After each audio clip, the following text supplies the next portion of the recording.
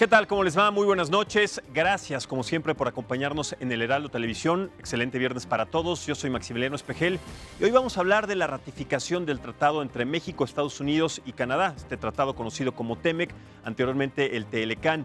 Pero seguramente, como recordarán, el pasado 19 de junio el Senado de la República ratificó dicho acuerdo comercial, el cual fue suscrito en los tres países en noviembre del 2018 en la ciudad de Buenos Aires, Argentina. Además del TEMEC, los senadores aprobaron los 6 acuerdos paralelos entre los gobiernos firmantes. Aquí vamos a recordar justamente parte de este momento. Quiero expresar mi reconocimiento más sincero a todas las fuerzas políticas del Senado, representadas en el Senado, por haber antepuesto los intereses de México a cualquier posición partidista o individual. Bueno, han pasado prácticamente 4 meses desde que México ratificó el TEMEC, pero ni los Estados Unidos ni Canadá han hecho lo propio y los plazos también para poder sacarlo a flote este año se encuentran ya prácticamente al límite. México ha solicitado acelerar este proceso en medio de unas elecciones que se viven actualmente en Estados Unidos y que además han retrasado la aprobación de este acuerdo. Además, el potencial juicio político, el impeachment en contra de Donald Trump, que ha acaparado absolutamente toda la atención de los medios estadounidenses. También tiene en entredicho el firmar el Tratado de Libre Comercio. Pese a ello, hoy el presidente de nuestro país, Andrés Manuel López Obrador, dijo tener confianza en que el TEMEC finalmente pueda aprobarse este mes. Y a continuación le presentamos también, por supuesto, sus declaraciones al respecto. Creo que van bien las cosas, se va avanzando y tengo confianza en que se va a aprobar, porque también creo que en este tema son más las coincidencias que las diferencias, sean del Partido Republicano, sean del Partido Demócrata. Hay la convicción de que conviene aprobar el tratado. Y hay que recordar también que esta semana una comitiva de legisladores demócratas visitaron nuestro país y se reunieron con el presidente de México, Andrés Manuel López Obrador, quien informó que por medio de ellos envió una carta a la presidenta de la Cámara de Representantes de los Estados Unidos, Nancy Pelosi, para pedir la ratificación del nuevo tratado y que no se contamine el acuerdo comercial con los procesos electorales que vive actualmente la Unión Americana. Estas que le presentamos también fueron sus declaraciones al respecto.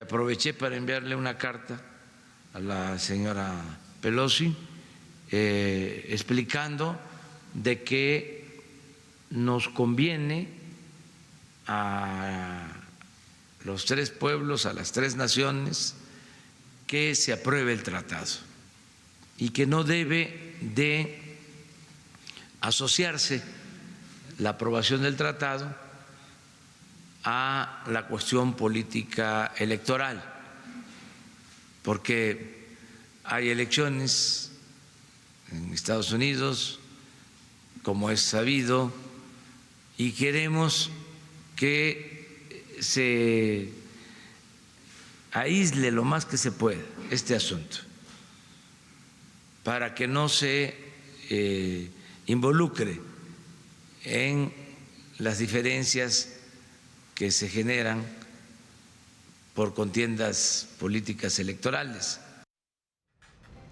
Bien, para analizar entonces el tema del día de hoy, este tema tan importante, nos acompaña aquí en la mesa de análisis político Gisela Bolívar. Ella es abogada, experta en comercio internacional y también solución de controversias. Gisela, muy buenas noches y bienvenida. Gracias, Max, muchas gracias. Al contrario, muchas gracias. También está con nosotros Elizabeth Gutiérrez. Ella es maestra en Economía del Colegio de México e investigadora sobre la estructura económica de América del Norte. Maestra, muchas gracias, bienvenida. Muchas gracias. Al contrario, muchas gracias. Y finalmente también saludo con mucho gusto y de nueva cuenta Ana Leroy. Ella es consultora en comercio internacional y asociada a Comexi, que también nos acompaña.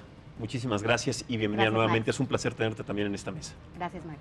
Muchas gracias. Vamos a empezar entonces con este tema que tiene claramente coyunturas de tipo político, pero también económico y son fundamentales para este eje, estas vertientes, cerrando el año y lo que determina también en el progreso en esta relación bilateral, trilateral, en este caso con Canadá también, pero que va a marcar considero yo, ustedes me dirán, un eje primordial para el segundo año de la administración de López Obrador.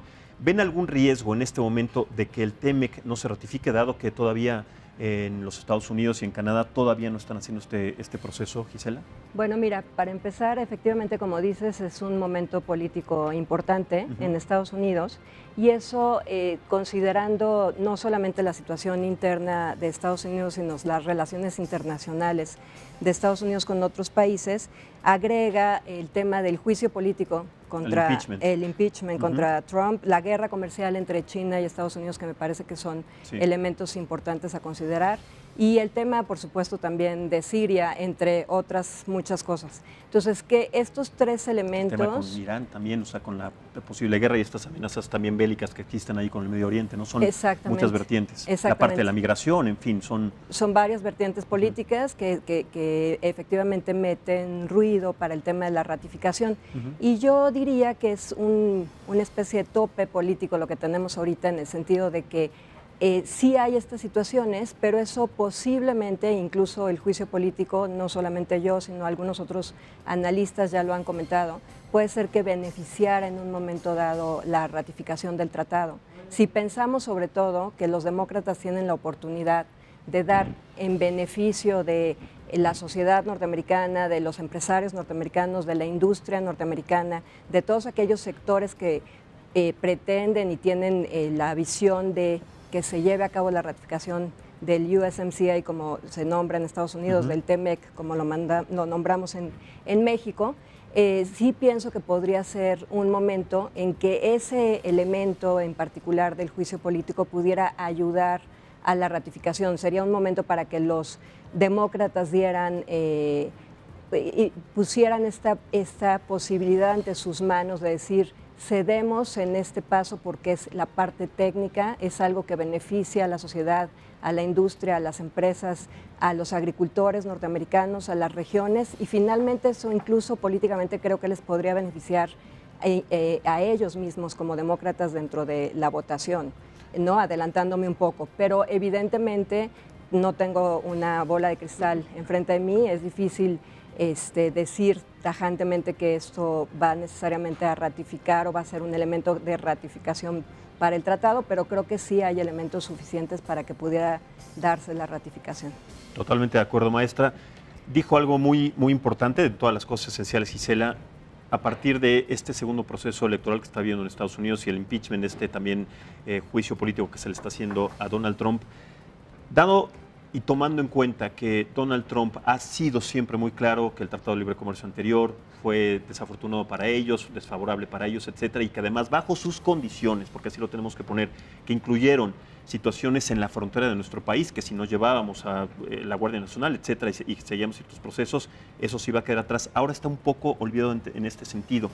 ¿Cuáles pueden ser entonces las repercusiones en este caso, y dado el análisis de Gisela, sobre lo que nos viene, lo que se viene para nosotros y también lo que tenemos que aprovechar a partir de que en el Senado ya se firmó, de nuestro lado ya está hecho ese acuerdo? Bueno, yo creo que justamente, dado que México ya lo ratificó, para México queda muy clara la idea, la afirmación sobre el rumbo que tiene que seguir el TEMEC.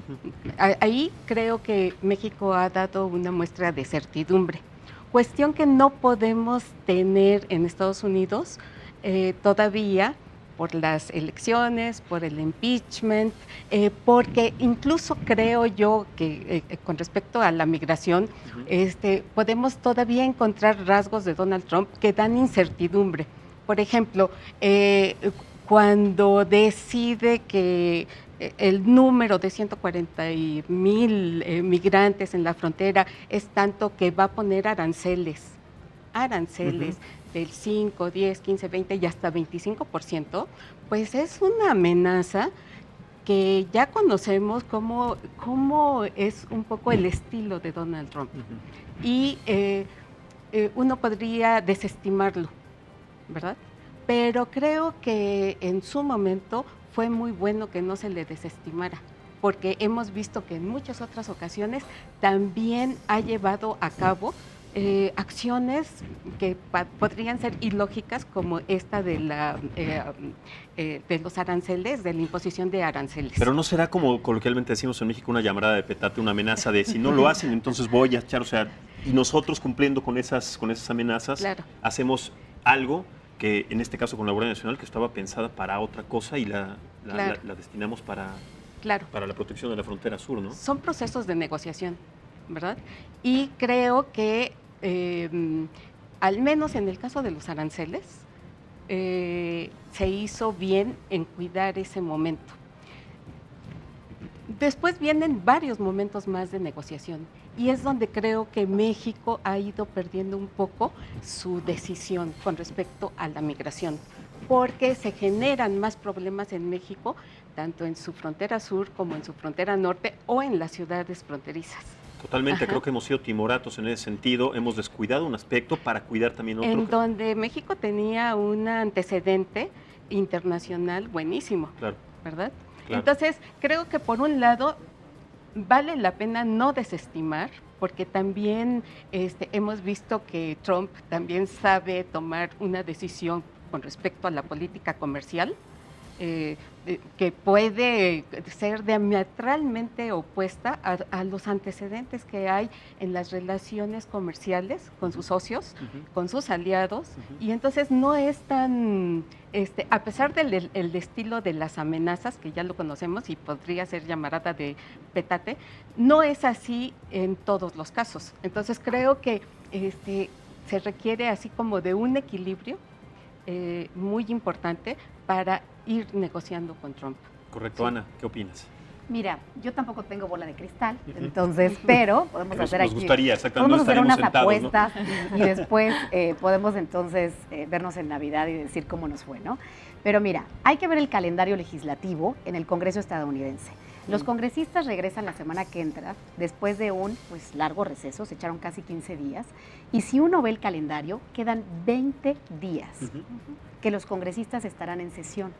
Entonces, yo me pregunto el día de hoy si en esos 20 días ¿Alcanzará? es tiempo suficiente para lograr ese apoyo del lado demócrata. Hay que recordar, y bueno, seguramente ustedes lo vieron también, estuvieron aquí los legisladores del ala demócrata. Así es, estuvieron aquí, visitando nuestro país, exacto. Exacto. El lunes. Estuvieron aquí toda esta semana, ¿no? Tuvieron reuniones de alto nivel y si uno escucha la prensa en Washington, se fueron y no se fueron muy contentos. Entonces, no se fueron muy convencidos de que hubiera garantías específicas de cómo la administración del presidente Andrés Manuel López Obrador va a implementar todos esos cambios que se hicieron en materia laboral. Entonces, y hay que recordar que dentro del TEMEC, el anexo 23A, ¿no?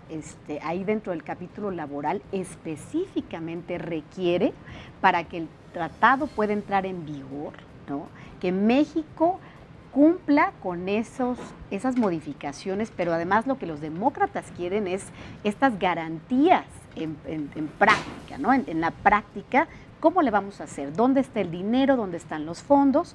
Para que entonces todo lo que están pidiendo pues se ponga en práctica, y no se fueron con garantías. Entonces, yo creo que esto a mí... Muy extraño, porque ese fue sí. el punto más importante, el que más le interesó a los legisladores en nuestro país, pero no hubo esta comunicación directa, ni tampoco en la reunión con Andrés Manuel, para que se fueran, sí, ellos con una garantía, ¿no? A partir Exacto. de...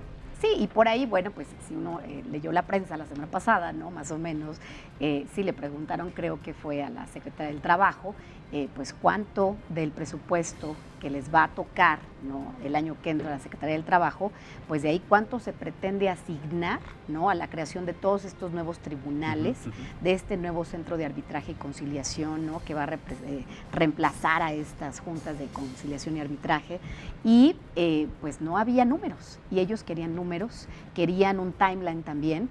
Parece ser que este centro se va a formar, pero va a tardar como un año realmente en echarlo a andar, y yo creo que los demócratas querían pues algo más concreto, y se fueron sin escuchar lo que ellos pues tenían planeado.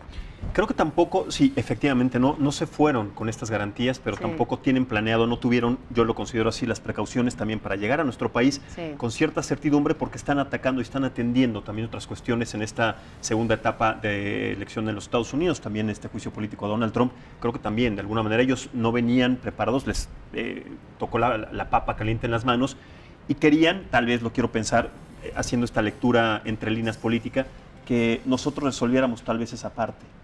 ¿Podría haber existido esa posibilidad, doctora, maestra? Creo que para López Obrador Ujú, fue importante la reunión con los demócratas ujú. porque explicó que no solamente es un compromiso con el Tratado de Libre Comercio, con el TEMEC, sino como que es parte de su política laboral, la propia.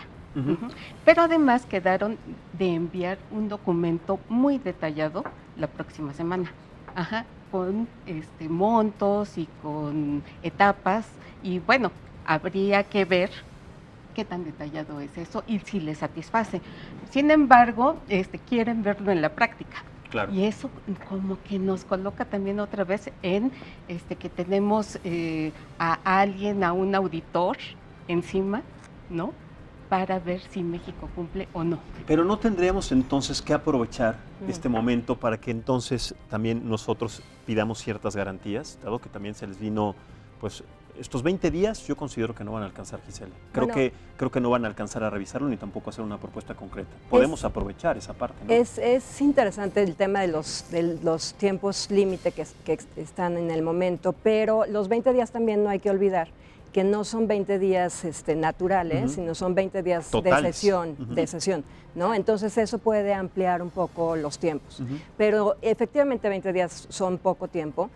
Yo creo que si hay la voluntad política podría darse ese salto, y sí me parece que el hecho de haber venido a México es un poco una ventana de decir, fui a supervisar cómo se estaban llevando las cosas para ver el cumplimiento en las reglas laborales, sobre todo si va a haber la parte del dinero necesario, del presupuesto necesario para cumplir con esto y el programa, y ya teniendo un escrito, un documento, una promesa de si vamos a cumplir, posiblemente puedan dar el paso adelante. Efectivamente es poco tiempo, pero me parece que es más una voluntad política la que puede tener en juego aquí la posibilidad de una ratificación.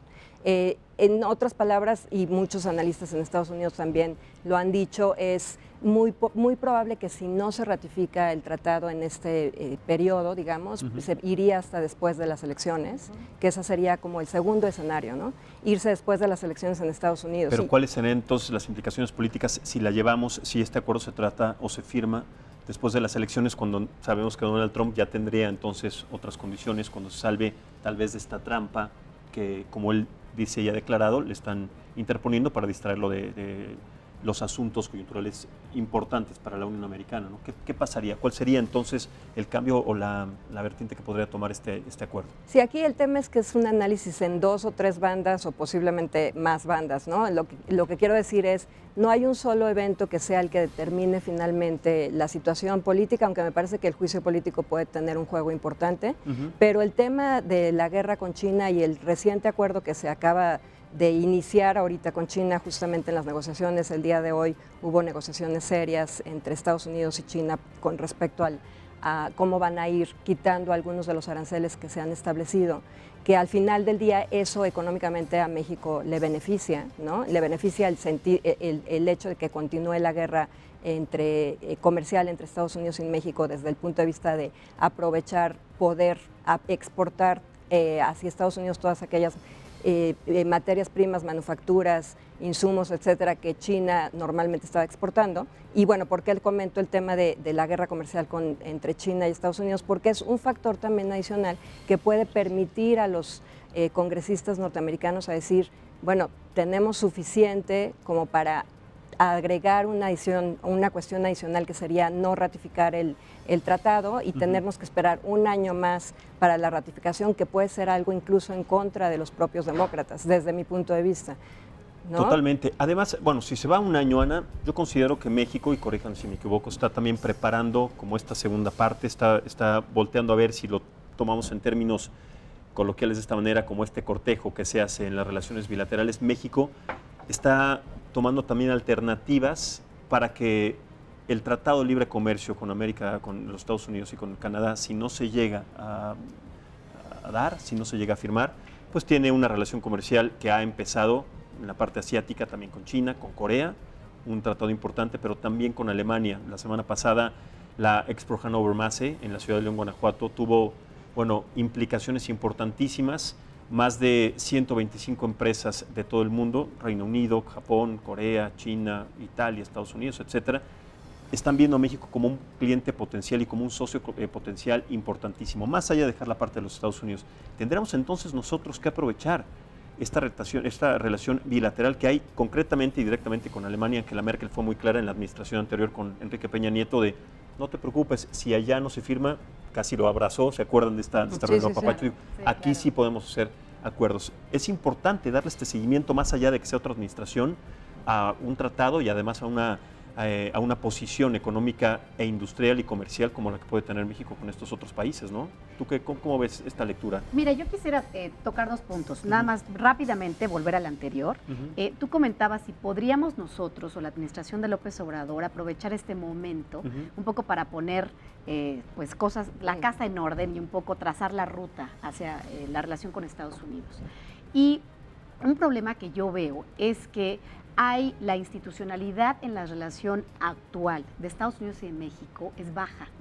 Entonces, los canales institucionales ahorita están muy debilitados. ¿Qué quiero decir con esto? No tenemos, porque tenemos una administración nueva aquí, ¿no? Recordemos que hay un éxodo de funcionarios que ya no están en la Secretaría de Economía, y del otro lado tenemos a un presidente Donald Trump que no escucha, ¿no? Entonces, la relación bilateral está muy débil. Sí, sobre todo, más que desgastada, está debilitada institucionalmente. Ha habido épocas en que la relación ha estado muy fortalecida, cuando teníamos, por ejemplo, el diálogo económico entre los dos países, ¿no? El DIN, el famoso DIN, ¿no? Entonces, tenemos esto. Aunado a esto está la contaminación de temas que ya mis otras 2 colegas han mencionado pues muy brevemente, pero que es importante, ¿no? El tema comercial y el tema migratorio y de seguridad fronteriza. Entonces, estos temas que nunca se habían contaminado, que se habían podido mantener hasta antes de que Trump amenazara con los aranceles y México no tomaba medidas muy específicas para regular el flujo migratorio de Centroamérica, ¿no? Esto es inédito, esto jamás se había visto, eran temas completamente separados. Entonces, bueno, volviendo a tu segunda pregunta, mira, en términos de línea de tiempo, pues yo creo que México o la administración actual sigue teniendo, pues ahora sí que los huevos en una sola canasta, que es el TEMEC. Tenemos el Telecán, este sigue rigiendo, hay reglas ahí en la cual, bueno, pues suceda lo que suceda con el TEMEC, está el Telecán por lo menos, ¿no? Y es vigente y es con el que estamos trabajando vigente, ahora, ¿no? Exacto.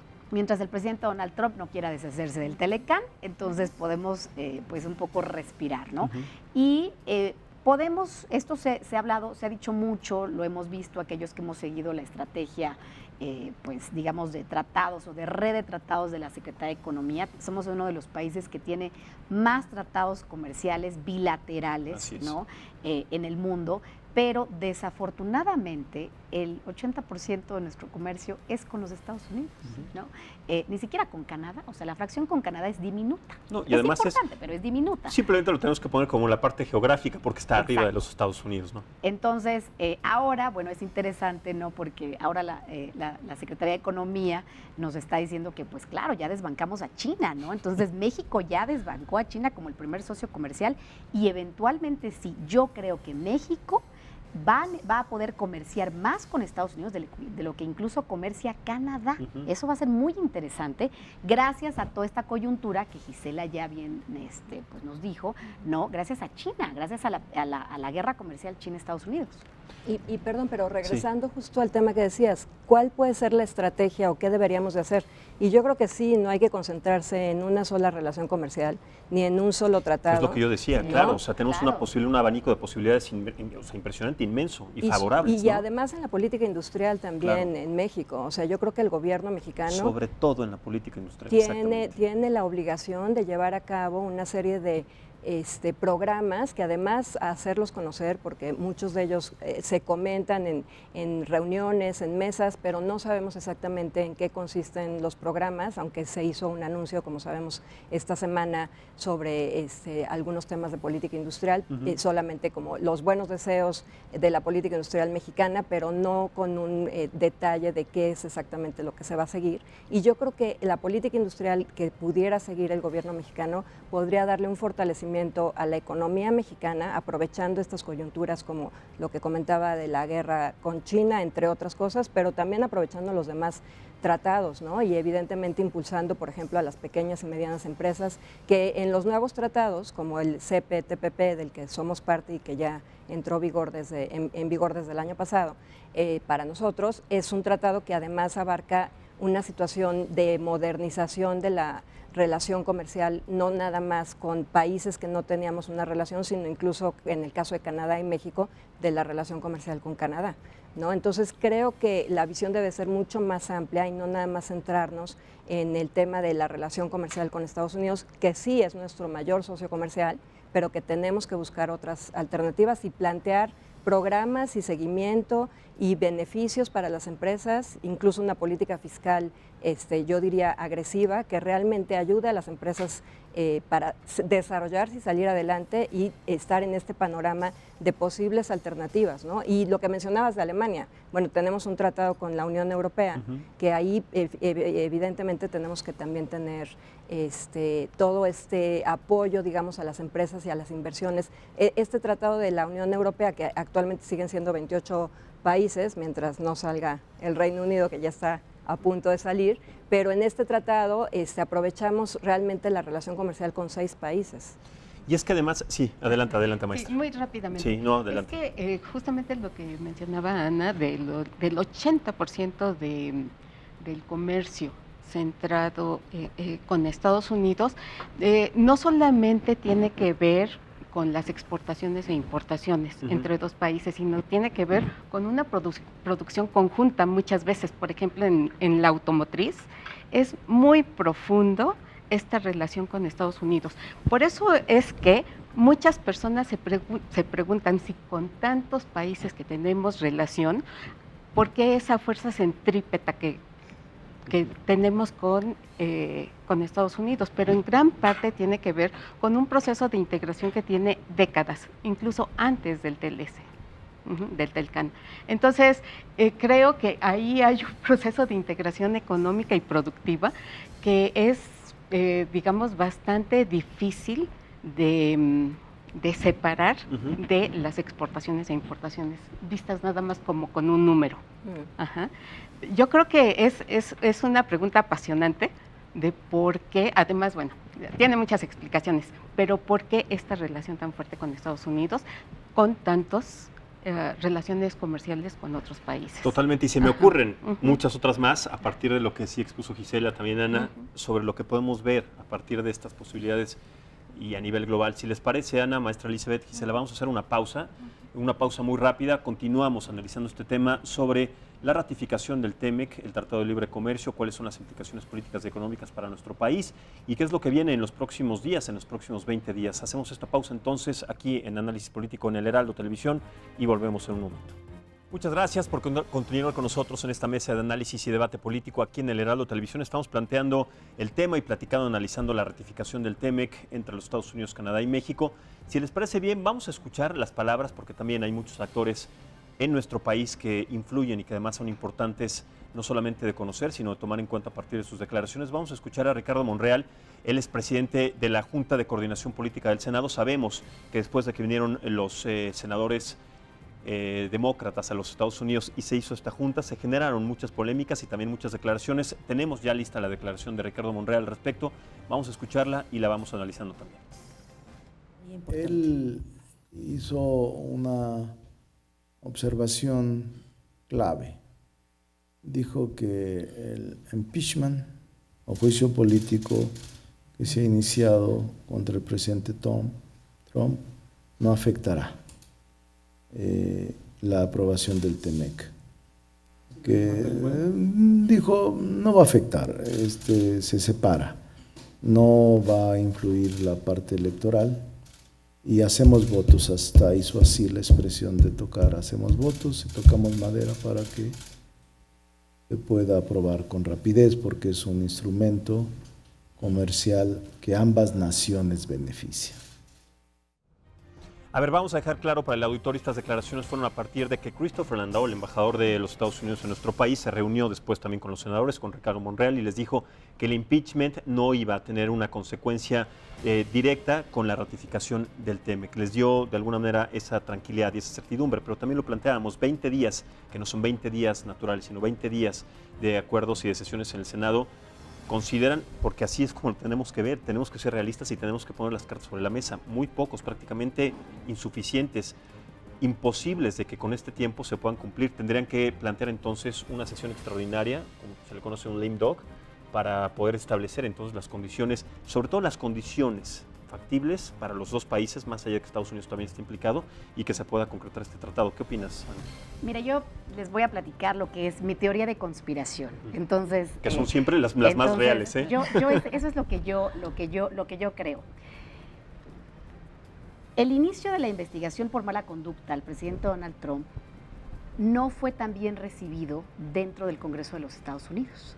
Entonces, tenemos a un ala demócrata que obviamente está apoyando a la vocera Nancy Pelosi, y tenemos a un ala republicana que no todos están a favor de iniciar ese juicio político, porque el juicio no se ha iniciado, ¿no? Es un proceso muy largo. Entonces, es mi sentir que con todo pues sí, no hay un consenso de sí, vamos a hacerle juicio político a Donald Trump, ¿no? Los demócratas pues no quieren perder toda la baraja, no quieren perder todas las cartas. El TEMEC es una carta que pueden jugar y que les puede ayudar a su favor, totalmente, o les puede también perjudicar. Entonces, es mi sentir que los demócratas sí quieren aprobar el tratado, pero no se lo van a aprobar ahorita. ¿Por qué? Porque sería como regalarle candy para Halloween al presidente Donald Trump en un momento donde él está pues a punto de enfrentar un juicio político, ¿no? Y simplemente por eso, y porque además, ¿cómo lo va a vender él el año que entra electoralmente? Él siempre pues dijo, seguramente como lo hizo antes del primer periodo, claro. ¿no? O sea, él dijo que NAFTA was the worst agreement ever in history, porque así lo dijo, sí, ever in history. Y entonces él va a llegar y va a decir, aquí está el USMCA, está el TEMEC, es un súper tratado, yo lo negocié y lo negocié for the American people. Entonces, si él llega con este tratado ya ratificado por el Congreso estadounidense, esto le acaba beneficiando al presidente Donald Trump, que es lo último que quieren los demócratas. Pero es una teoría de conspiración que a mí me parece, y a título personal, muy real, y yo creo que casi va a terminar sucediendo porque de alguna manera lo hizo sin haber tenido esta posibilidad de enfrentar este juicio político, lo va a usar como herramienta, lo tendría que usar, es un tipo muy inteligente y más allá de ser un empresario que un político, va a usar esta baraja a su favor para poder entonces no solamente tener este segundo periodo, sino además con mucha más fuerza y darse los créditos, porque sabemos que Donald Trump se ha dado el crédito absolutamente de todo, a partir de esta posibilidad. Tendría que ser muy torpe, y yo considero que no lo es, más allá de cómo lo veamos, y de sus declaraciones, para que no tome esta vertiente a su favor, ¿no? Bueno, y no olvidemos también la forma que tiene Trump de negociar. Y una de las cuestiones que puede hacer es, y ya lo ha hecho, ¿no?, es amenazar con salirse del Telecan, ¿no?, o del NAFTA. O sea, decir, si no aprueban la renegociación con el nuevo tratado, entonces nos salimos del Telecan. Y ahí sí las consecuencias para todos los electores y todas las regiones, los condados, que además se ha contabilizado incluso económicamente qué consecuencia habría en caso de que se quedara sin Tratado de Libre Comercio de América del Norte, pues creo que sí sería un tema a considerar por parte de los demócratas. Y ahí es donde yo creo que los demócratas puede ser que si sigue llevando el juicio político hacia cómo va en este momento, el sentido de la posibilidad incluso de destituir o de que renuncie Donald Trump en un momento dado, pues podrían ceder en decir si ratificamos el Telecan, el USMCA o el TEMEC, ¿no? Es decir, creo que puede jugar en los dos sentidos. Sí entiendo muy bien que él tiene esta arma negociadora, pero esa misma arma negociadora la puede utilizar para decir, si no lo ratifican, mañana nos salimos del Telecan, y las consecuencias económicas pueden ser, tal vez no inmediatamente severas, pero sí a un largo plazo, y volver a retomar la renegociación que ya se logró, pues sería complicado, ¿no? O sea, de hecho, la negociadora canadiense ha dicho, por ejemplo, entre otras cosas, que retomar la negociación sería abrir una caja de Pandora, etcétera. Y eso yo creo que los demócratas lo tienen muy consciente. Entonces, sí es posible, yo creo que sí se va a alargar posiblemente, que sería el otro escenario, la ratificación, ¿no? Si en estos 20 días, que no son 20 días naturales, pero si no se hace una sesión extraordinaria, posiblemente sí se alarga la ratificación, y eso sí podría llevar hasta después de las elecciones el que se ratifique. Pero tienen que tener cuidado los demócratas en no llegar al tope a que Donald Trump diga, me salgo del Tratado de Libre Comercio de América del Norte, porque ahí sí me parece que sería en contra de ellos mismos en el próximo proceso electoral, ¿no? Totalmente. ¿Pierde México o gana México a partir de esta posibilidad latente que se puede presentar, maestra? Bueno, yo creo que, aunque ya ha amenazado con salirse también, con terminar el Telcán, y esa sería una arma muy fuerte, pero creo que abriría otro campo de batalla todavía sin dar por terminados los muchos frentes que tiene.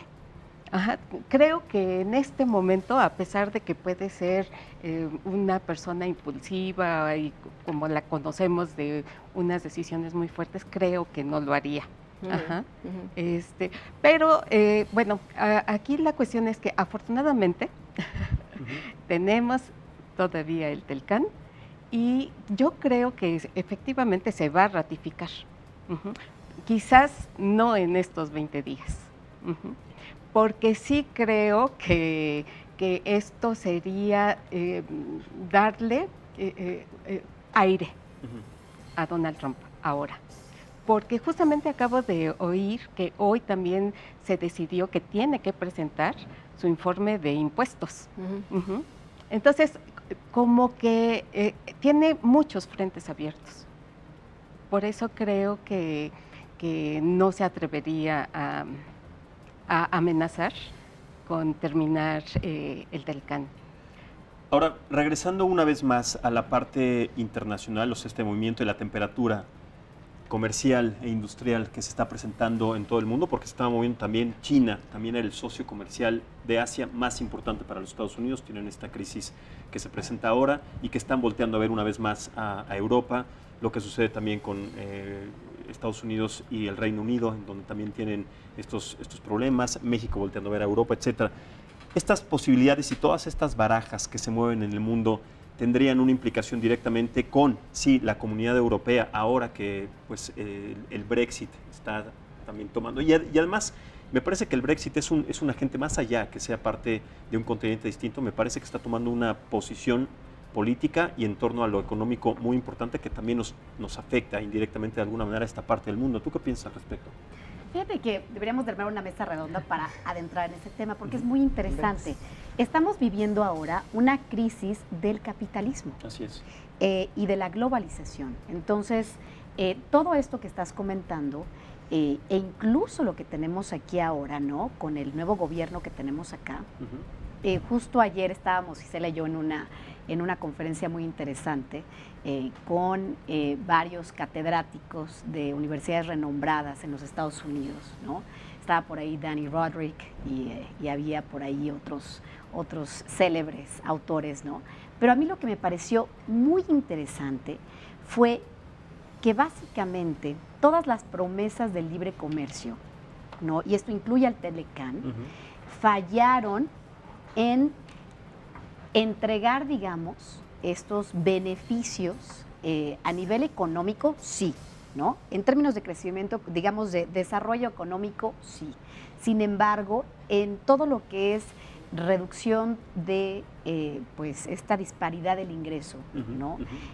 Pues salen reprobados, ¿no? Entonces, todo esto que estamos viendo incluso en Gran Bretaña, ¿no? Lo que estamos viendo aquí, lo que estamos viendo en Estados Unidos, hablando, digamos, del inglés común y corriente, Sí. del norteamericano que vive en los Mid-Plains, ahí en medio de los Estados Unidos, incluso del agricultor mexicano que está, donde el campo está decimado por completo aquí en México, ¿no? Después de haber tenido un tratado de libre comercio que, pues, en realidad no ayudó, pues digamos, a levantar ese campo mexicano. Ahora tenemos una administración que lo quiere levantar, pero de otras formas, ¿no? Que no estoy tan segura que sean las correctas, ¿no? Pero a lo que voy es que todo esto es anti-establishment, todo esto es en contra de un capitalismo que prometió y no cumplió, ¿sí? Así es. Entonces, pues va a ser una época muy interesante para los que nos dedicamos a esto, porque tenemos a líderes nacionalistas, líderes, podemos llamarlos populistas, ¿no? Como el presidente que tenemos el día de hoy, ¿no?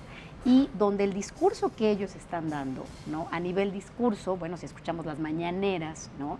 Entonces, bueno, pues ese discurso tiene eco, ¿no? En una gran mayoría, claro, que se ha visto completamente marginada de los beneficios, digamos, a nivel económico de un tratado tan importante y tan relevante, y que sí ha sido un motor, claro, no lo podemos negar, ha sido un motor de desarrollo para toda pues la industria manufacturera y de exportación de México, ¿no? Pero para un sector, ¿no? O sea, si dividimos al país, a México en dos, hay dos Méxicos, ¿no? El que se ha beneficiado al norte, o sea, del centro hacia arriba, y del centro hacia abajo, pues hay una disparidad muy grande. Y esa es la parte de México en donde no se ha venido beneficiando, y creo que a partir también del tercer año en donde se tiene planteado este proyecto del Tren Maya es justamente para impulsar la economía de ese país. Pero bueno, eso ya sería también otro punto, pero que tendría que servir de alguna manera, y es el objetivo, para generar también comercio a partir de la zona de Centro, Sudamérica, hacia la vertiente que tenga que ver con la frontera norte de nuestro país, ¿no, Gisela? Bueno, y allí se tocarían incluso, y tomando también los puntos que mencionaba Ana,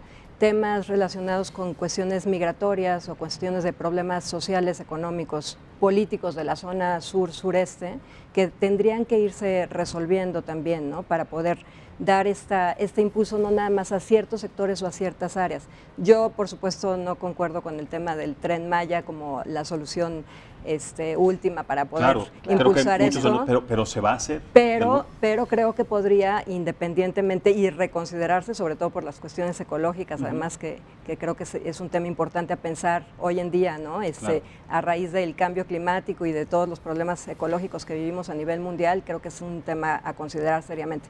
Bueno, si no lo hicieron con el aeropuerto de Santa Lucía, que no hubo una manifestación de impacto ambiental, teniendo un cerro enfrente, y pusieron la primera prueba, la primera piedra, que podemos esperar también sobre este. Pero creo que todavía el presidente y el gobierno actual tienen la oportunidad de repensar estos temas, pero sí impulsar el sureste y el sur-sureste de México, sin duda. Me parece que es una parte importante. Tenemos ejemplos, económicamente, como lo dicen, el más dañado, el más lacerado. Exacto, y tenemos ejemplos muy de éxito, muy interesantes, como puede ser Guanajuato, desde el punto de vista económico. Ahorita no me voy a meter al tema de seguridad y otros problemas que tienen importantes. Sino la parte industrial y comercial, que ha crecido muchísimo el Bajío, Guanajuato. Exactamente, ¿no? Y ese es un tema en donde además se rompieron paradigmas, ¿no? O sea, se hicieron parques industriales y una forma de trabajo distinto, aprovechando justamente el tema de las cadenas productivas y de industrias específicas como la industria automotriz, y creo que ese mismo modelo podría trasladarse a estas zonas. También, por ejemplo, lo que se había hecho, y yo sé que en este gobierno a veces cuesta un poco hablar de temas del pasado, pero tendríamos que ir institucionalizando más al país, ¿no? Entonces, el tema, por ejemplo, de los beneficios fiscales para ciertas zonas, en donde esas zonas, para poder desarrollarse, las industrias de esas zonas podrían tener un mayor desarrollo, ¿no? Las zonas económicas especiales que se habían planteado en algún momento, que no se tienen que llamar así si el nombre no les gusta, pero podría haber un replanteamiento de cómo podemos regenerar o hacer que estas nuevas, no estas nuevas, sino estas zonas que no tuvieron los beneficios directos del tratado, que sí lo tuvieron a lo mejor ciertas empresas, pero no las zonas como tal, pudieran regenerarse a través del desarrollo económico, ¿no? Y pensando, como decía yo, incluso en resolución de problemas como cuestiones de migración hacia Centroamérica, que eso me parece que el planteamiento del gobierno es interesante e inteligente desde el punto de vista de si no ayudamos a resolver el problema socioeconómico que tenemos desde Centroamérica hasta el centro de México, pues eso nos va a terminar repercutiendo a nosotros también, pero haciéndolo a través de un programa serio que también ayude a las empresas a salir adelante, a las industrias, a generar nuevas empresas, a innovar, a romper paradigmas, a hacer todo esto que los disruptores han hecho con las nuevas creaciones de empresas, que también se podría hacer en México pensando en nuevos programas y nuevos proyectos, ¿no? Entonces sí me parece que ayer, como decía Ana, varios catedráticos de diferentes universidades en Estados Unidos, Gordon Hanson, entre otros, ya mencionaste a Danny Roderick, lo que comentaban es, pensábamos que los tratados de libre comercio iban a resolver todo, ¿no? Y sí, a lo mejor resolvieron en ciertos sectores el desarrollo económico, en ciertas industrias, en ciertas cadenas productivas, pero no hay que olvidarnos de todo lo demás, ¿no? Entonces ahí creo que sí tenemos que romper el paradigma y hacer que, por ejemplo, las pequeñas y medianas empresas salgan adelante, ¿no? ¿Qué es lo que hacen también los tratados nuevos? El CPTPP es un ejemplo de tratado en donde se considera, y también la renegociación del USMCA o del TMEC, incluye obviamente el concepto de las pequeñas y medianas empresas, el concepto o el tema, perdón, del cambio climático, el tema laboral, que a mí me parece que también va en ese sentido, ¿no? De reconocer los derechos de los trabajadores y garantizar esos derechos para que tengan un impulso también desde adentro de estar realmente conscientes de que trabajando en las industrias en donde están van a tener una mejoría, ¿no? Totalmente. Es que además todo está relacionado. Si lo vemos desde arriba como un plano, como un esquema, un tablero de ajedrez, tenemos que pensar que la parte social del cambio climático, económica, la parte laboral, etcétera, de todos los países, siempre tiene implicaciones que hablan de todos estos factores. Es decir, está comprobado que el desarrollo de cualquier país que está en vías de desarrollo, un país emergente, como todos los países de Centro y la mayoría de Sudamérica, si no hay un crecimiento en la tecnología, en la educación y en este plano justamente de desarrollo de infraestructura e infraestructura industrial, es imposible que se pueda tratar de evitar la migración, tal vez voluntaria, por parte o por medio del cambio climático, de las afectaciones a la tierra. De la parte laboral, porque no tienen trabajo y no tienen una seguridad social, y mucho menos en la parte de seguridad. Sus países están siendo gravemente afectados. Hablamos del tema de Honduras y de Ecuador, que están prácticamente en llamas y que tienen estas implicaciones. ¿Por qué la gente piensa qué implicaciones tienen con el comercio? Bueno, pues son países que no están industrialmente desarrollados y no tienen esa infraestructura. Entonces, más allá de que todos estos países y estas relaciones bilaterales que existen entre los países más desarrollados no voltean a estos países en donde la migración y estos fenómenos también están afectando, creo que sería imposible pensar en que las soluciones, más allá de que se firmen o no, podrán tener un buen puerto, ¿no, maestra? Sí, yo estaba pensando, por ejemplo, en el sector agrícola. Por ejemplo, México sí obtuvo un superávit con Estados Unidos en el sector agrícola, sobre todo en ciertas hortalizas y frutos. El problema está en que son las grandes compañías, también del norte, de Sinaloa, de varios estados al norte, que son altamente exportadores, pero ¿qué pasa con los campesinos que no tienen una tecnología o que no tienen recursos? Y justamente creo que es justamente lo que se ha criticado de la globalización o de los tratados, que no han compensado a los que han quedado fuera de esos beneficios. La compensación puede ser en educación, en capacitación, en tecnología, ¿verdad? Pero o en el ingreso mismo, mismo. Entonces, digamos, ¿en el ingreso se refiere a subir el salario mínimo o qué tipo de ingreso? O ingresos compensatorios. Ajá, como se ha hecho, por ejemplo, en Estados Unidos, cuando hay una baja en la demanda agrícola. Pero entonces les compensa. ¿Cómo se podría plantear esta compensación? Sí, se les compensa con capital para que compren, por ejemplo, maquinaria. Creo que eso es lo que está intentándose en muchas partes de las de áreas donde no han sido altamente exportadoras, sino más bien producen para el mercado interno o de autoconsumo. Y ahí se necesita compensación, ya sea de ingreso, de capacitación o de capitales. Pero en este caso, ¿qué produce, qué exporta? ¿En qué potencial tiene países como Honduras, Guatemala, El Salvador, Nicaragua? Pues el capital humano, de alguna manera, y por eso todas estas personas, estas miles de personas están buscando otra oportunidad en los países desarrollados. Entonces, ¿qué posibilidades? Yo hablaba de México, claro, ¿no? Que hay una idea de cómo ir compensando a aquellos que quedaron fuera de los beneficios del TEMEC o del TELCAN. Pero sí, efectivamente, la migración que vemos es digamos, la única opción. Pero ahora con que estos, muchas personas claro, tienen. con estos apoyos, de hecho, el Banco de México ha dado apoyos para la mediana industria, para la pequeña mediana industria, y no han tenido estos resultados favorables. De hecho, la economía está en una situación sumamente delicada y con vías. Al próximo año también se piensa nuevamente en un crecimiento mínimo o en otra posible recesión.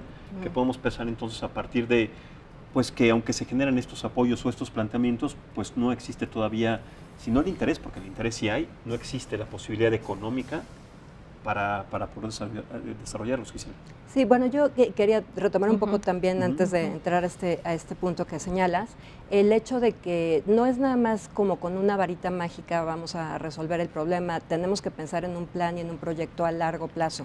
Y no es nada más el gobierno el que puede plantar el plan y el proyecto. Yo creo que también las empresas y todos los que llevamos a cabo una actividad dentro de la iniciativa privada o dentro de la academia, también podemos aportar en beneficio de este tipo de replanteamientos, ¿no? Entonces, si hubo algún beneficio que hemos obtenido de cuestionar qué es lo que había pasado con el TELCAN, de meternos a todo este proceso de la renegociación, obtener un nuevo tratado, renegociar tratados como el tratado con Europa, con la Unión Europea, todo esto también nos debe poner a pensar qué es lo que estamos haciendo bien y mal internamente, ¿no? Y cómo podemos mejorarlo. Entonces, sí hay una serie de problemas que posiblemente serán muy difíciles de resolver, pero creo que sí la sociedad, incluso las empresas, con todo el tema de responsabilidad social, pues sí deberían de tener una participación mucho más directa en tener programas en donde sí puedan apoyar, digamos, a este crecimiento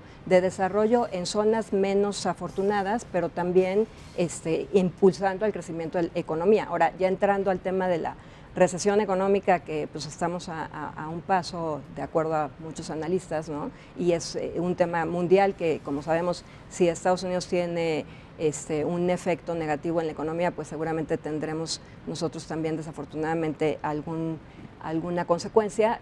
Pues desafortunadamente nos ha tocado vivir en este tema. Creo que yo desde que nací estoy en crisis económica, así es que lo que hay que hacer es replantearse, ¿no? Es que también hay que darle valores: crisis económica, recesión, desaceleración, son diferentes términos que sí determinan, pero lo que vemos ahora sí es yo creo que más allá de una desaceleración, sí es una recesión económica muy evidente, ¿no? Sí, correcto. Y bueno, ahí la verdad es que no sé, no te podría decir, me encantaría poder saber qué es lo que debemos de hacer mejor, pero sí creo que todos tenemos que participar en resolver los problemas que a todos nos afectan y que hemos dejado a un lado, como el tema social, en las empresas, ¿no? En las empresas, en la iniciativa privada y obviamente con un programa y un proyecto de apoyo directo para las empresas para impulsar esto también en las diferentes regiones, ¿no?